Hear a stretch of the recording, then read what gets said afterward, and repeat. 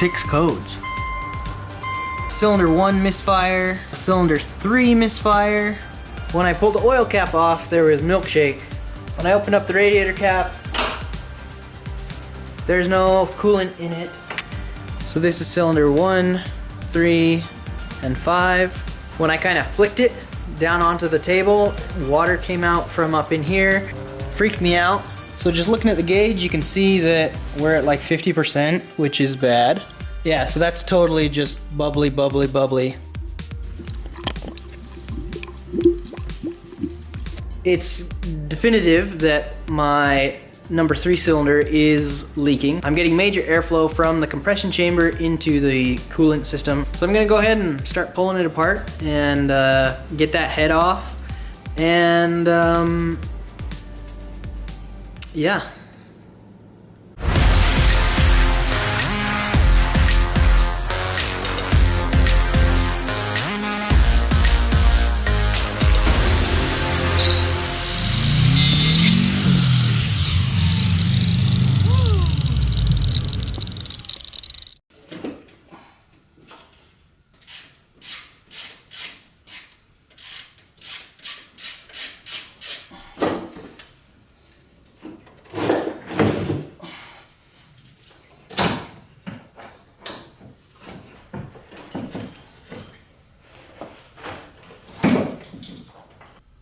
Well, it's the next morning after I pulled the head off, and I found some bad news. When I examined the head gasket,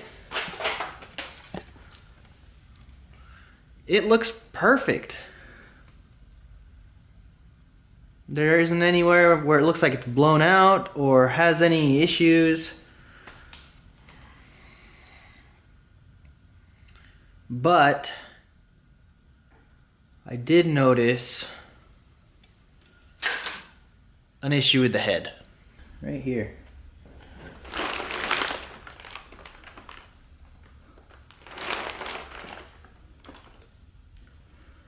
Might be hard to see with the camera, but in person it sticks out really well.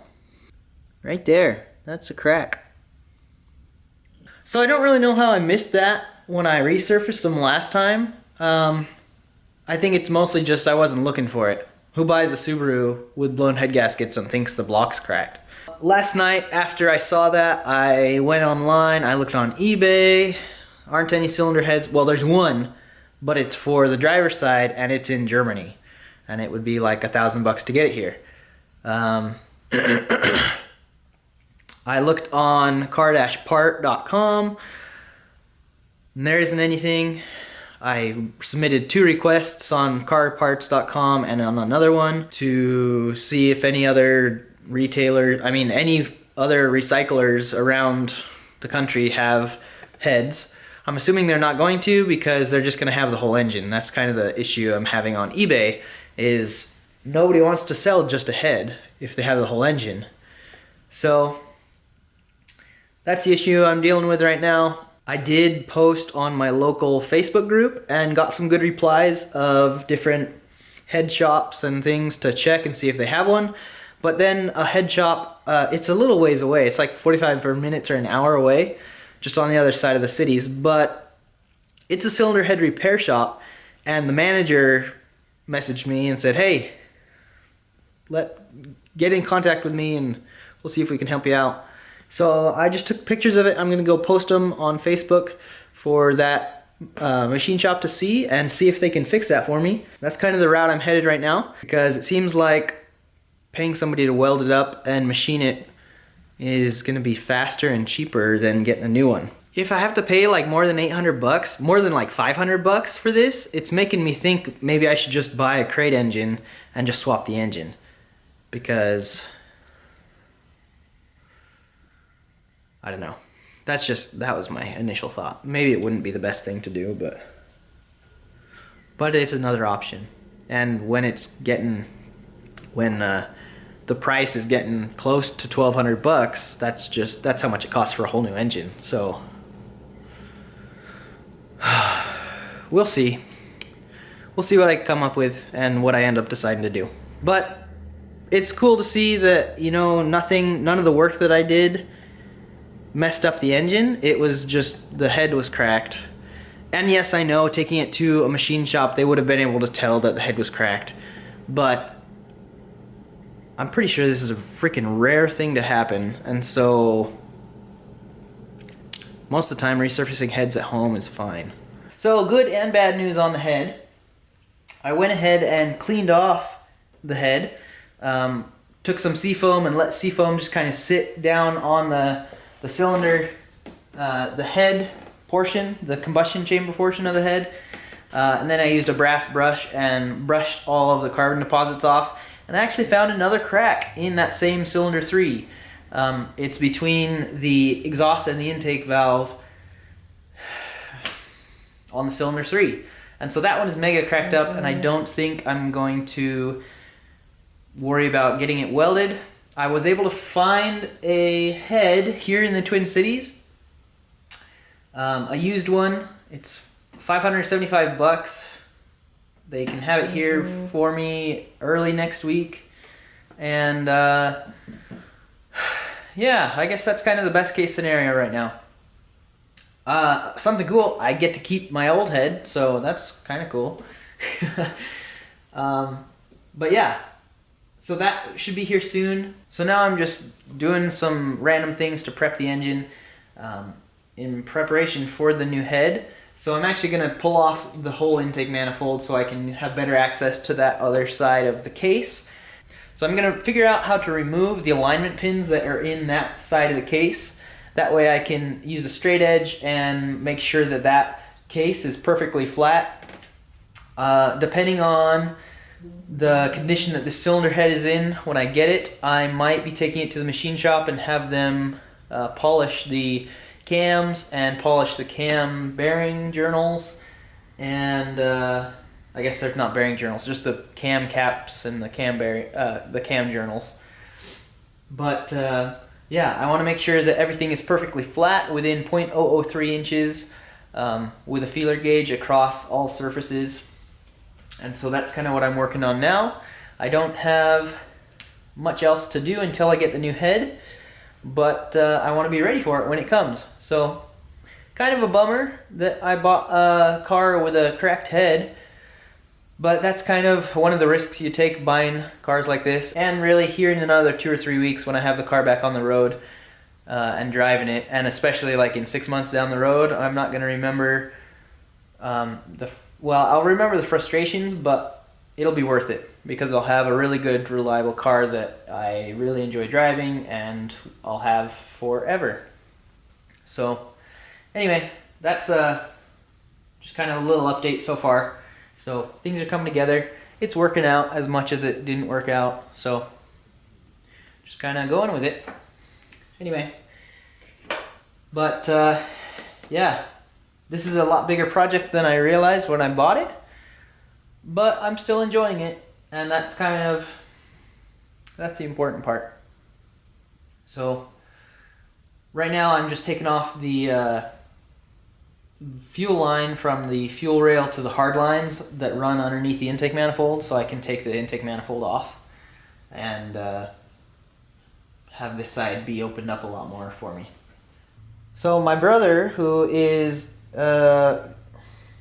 he's the go-to guy in the southeast region for Chrysler, Dodge, and Jeep, and he goes and fixes cars that they don't know how to fix. And he just sent me this picture of a catalytic converter that is really hot. Pretty sure that means your cat is not working if it's getting that hot. Anyway, I'm pretty sure that O2 sensor's fried. Anyway, I gotta take this call. Hopefully this is the guy with a head.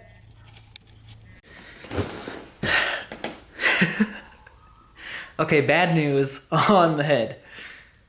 So I just got a call back from the guy that was gonna get me the head, and basically it's just the head, and it's gonna need fully reworked, new valves, springs, everything done, and basically it's going to be about $900. So that's not an option I want to do. He did give me another option of just sending in my head and they recondition my head, but it's cracked, and so I feel like just taking it to a shop locally. Yeah, this sucks. It makes me more and more just want to throw it back together and buy a new engine. Just throw a new engine in it. Which I don't really want to do because I don't want to spend that kind of money right now.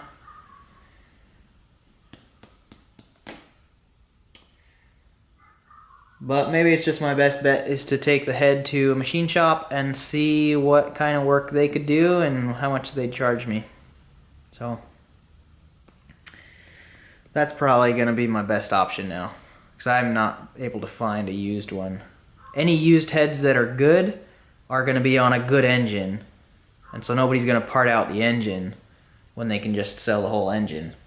And the heads that are for sale are crap. So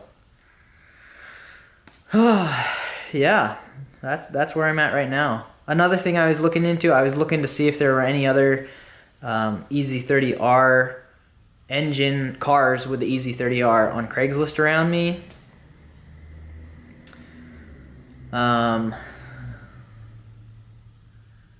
And thinking of buying one of those and just taking the engine from it, or I don't know.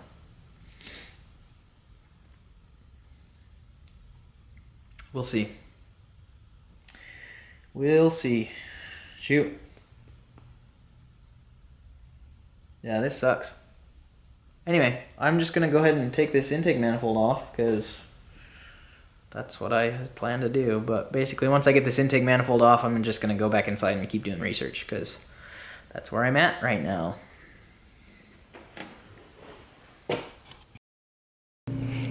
Well, 3 o'clock. Still nothing. It's supposed to be here by 4. When you gonna let me know when it gets here? Yeah, you're watching for it, huh?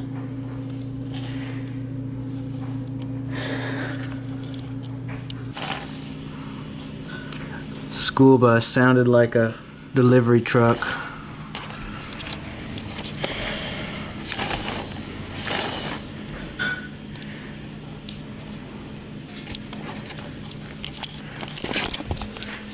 Tricky, tricky. Helene, you don't like the camera, do you?